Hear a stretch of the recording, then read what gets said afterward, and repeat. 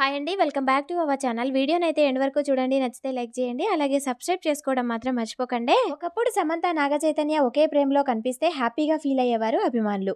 ఇప్పుడు విడిపోయారు. వేరువేరు దారులు ఎంచుకున్నారు. కొత్తగా చైతు మళ్ళీ పెళ్లికి రెడీ అయ్యాడు. ఈ క్రమంలో చై శామ్ లవ్ స్టోరీ వైరల్ అవుతుంది. ఏం మాయ చేసావా సినిమాలో తొలిసారి కలిసి పని చేశారు ఇద్దరు. అదే టైంలో ప్రేమలో పడిపోయారు. అప్పటి నుంచి తరచుగా కలిసేవాళ్ళు. ఓ సమయంలో సమంతను చూసి ఇంట్లో ఉన్న కుక్క పరిగెత్తుకు వెళ్లడం చూసి షాక్ అయ్యాడంట నాగార్జున. ఇదేంటి మా కుక్క శామ్‌ని చూసి అంత ఎఫెక్షన్ ఫీల్ అవుతుంది అనుకున్నాడట. కానీ అసలు కథ ఇది అని తర్వాత తెలిసిందని ఓ షోలో చెప్పుకొచ్చాడు నాగ్. ఇక ఇదిలా ఉంటే చైతు సమంత లవ్ జర్నీ 4 ఏళ్లు కొనసాగినా చై ఇంట్లో చెప్పేందుకు భయపడ్డాడట. ఎలా రిసీవ్ చేసుకుంటారోనని కంగారు పడుతూ పెళ్లి ప్రస్తావన తీసుకురావడం ఎప్పటికప్పుడు పోస్ట్‌పోన్ చేస్తూ వచ్చాడట.